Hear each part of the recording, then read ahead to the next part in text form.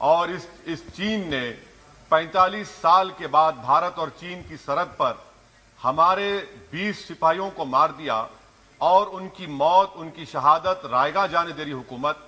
जिस मुकाम पर इनको मारा गया था उस मुकाम पर आज भारत की फौज PP4, PP8 तक हम पेट्रोलिंग नहीं कर सकते।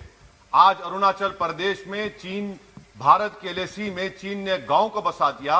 ये सरकार चीन से लफ्जी तौर पर इस बात का एहतजाज करने की ताकत नहीं रख सकती कि आपने भारत के LAC के अंदर एक गांव को बना दिया। नकुला सिकम में चीन घुस रहा है। आखिर क्या डर है उस हुकूमत को और खास तौर से वजीर आजम को कि वो चीन का नाम लेने से डरते हैं?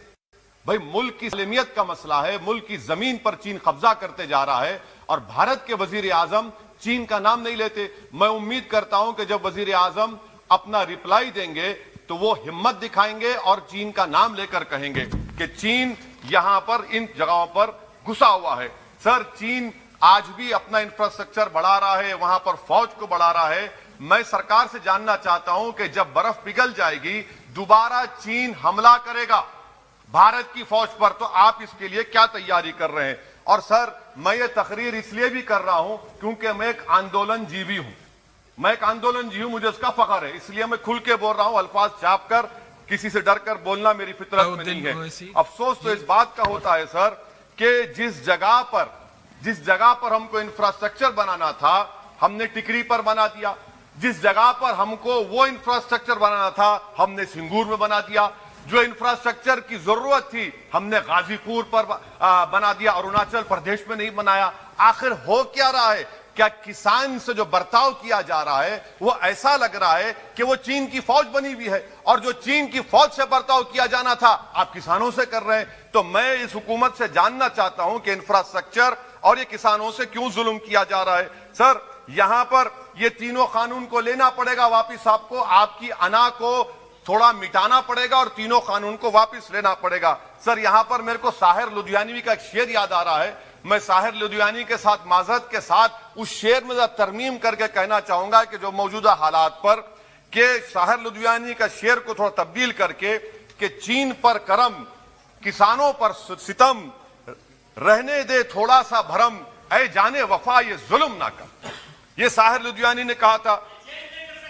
हाँ, आपसे पूछ के करेंगे क्या?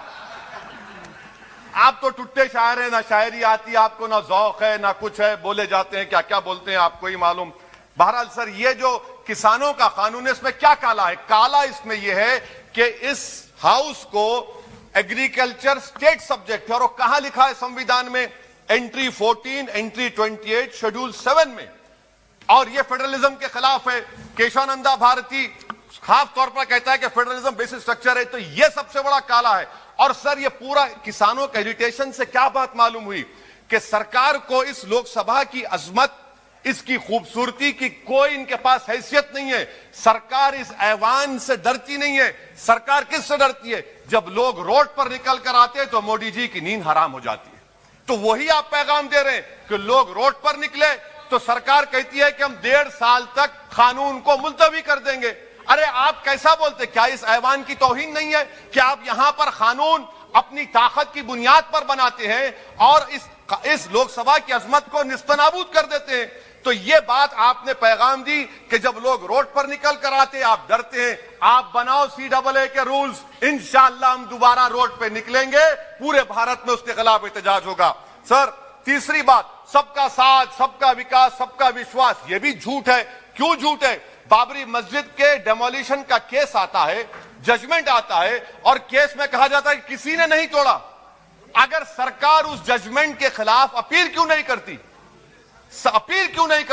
एक क्रिमिनल एक्ट सुप्रीम कोर्ट ने कहा डेमोलिशन ऑफ बाबरी मस्जिद को। आप हुकूमत में हैं, आप अपील इसलिए नहीं कर रहे क्योंकि आप अपने लोगों को पैगाम देना चाहते हैं। क्या पैगाम देना चाहते हैं? कि बेटा काशी मथुरा में भी तोड़ दो, हम तुम्हारे साथ हैं। अपील नहीं करना चाहते बाबरी मस्जिद डेमोलिशन केस को। क्या आप इंसाफ पसंद नहीं है? क्या आप मजलूम के साथ नहीं खड़े रहना चाहते? क्या आप जालिमों को जेल में नहीं भिजाना चाहते जिन्होंने 6 दिसंबर को बाबरी मस्जिद को शहीद किया? आपकी खामोशी इस बात का इकरार है कि आप तशद्दुद पसंद है। आप जबर के नाम पर आपके पास कानून की बालादस्ती का कोई रोल नहीं है। सर, चौथा पॉइंट, आंदोलन जीवी। पैरासाइट। सर, जमहूरियत की बका के लिए, संविधान की बका के लिए आंदोलन करना जरूरी है। और वजीर आजम या कोई बरसर इख्तिदार जमात के लोग अगर आंदोलनजीवी पैरासाइट का लफ्ज इस्तेमाल करेंगे तो मैं याद दिलाना चाहता हूं सर आपके जरिए से इस हुकूमत को कि हिटलर ने जर्मनी में यहूदियों के खिलाफ इनको कॉकरोचेस का, टर्माइट्स का, उसके बाद 20 मिलियन, आप देखते हैं कि 2 मिलियन से ज्यादा यहूदियों को गैस के चेंबर में डाला गया। इस तरह के अल्फाज इस्तेमाल करने से क्या आप भारत में वही जर्मनी की तारीख को दोहराना चाहते हैं? और सर आप सुन लीजिए।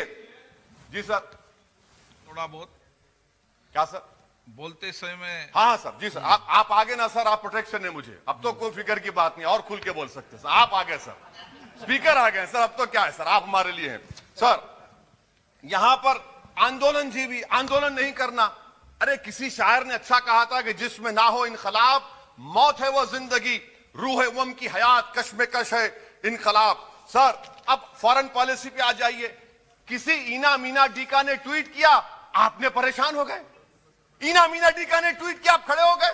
अरे कौन सी फॉरेन पॉलिसी है आपकी?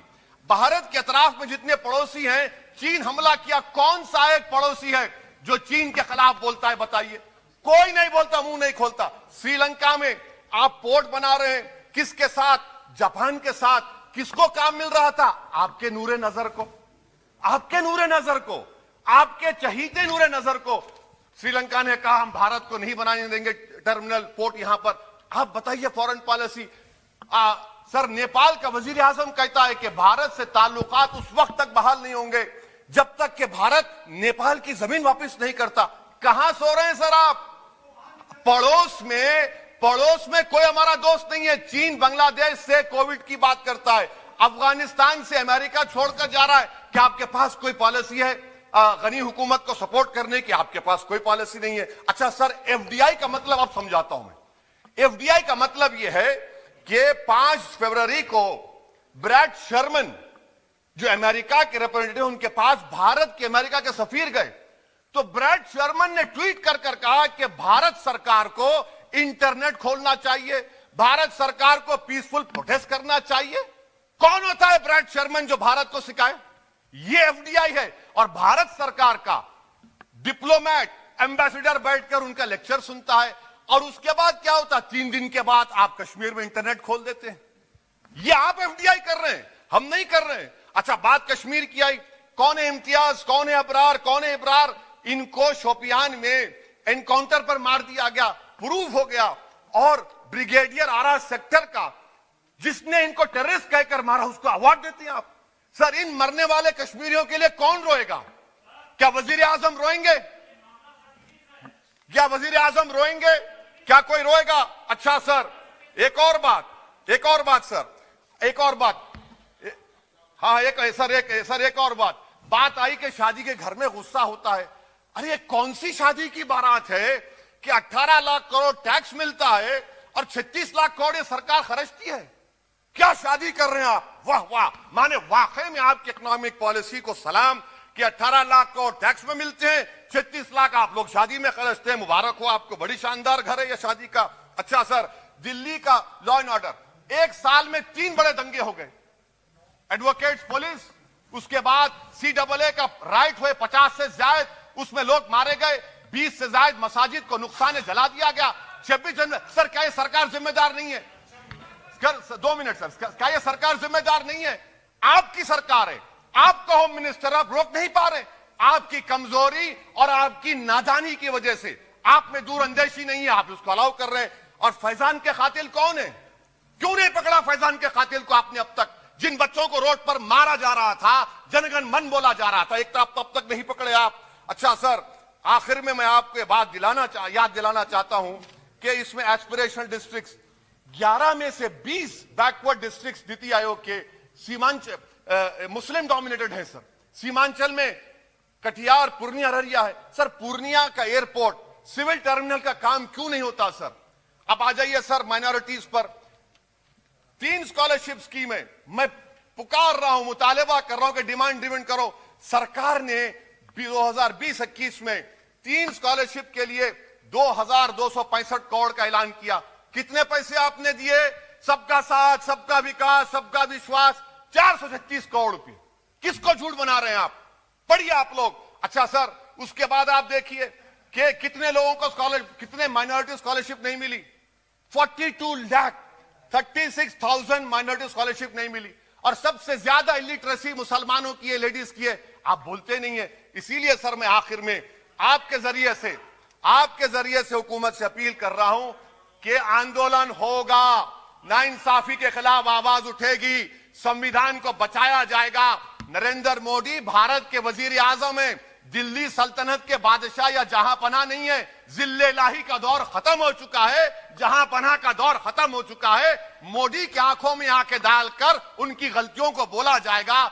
इसलिए शायर ने कहा था कि जो चुप रहेगी ज़बान खंजर, लहू पुकारेगा आस्ती का। बहुत बहुत शुक्रिया।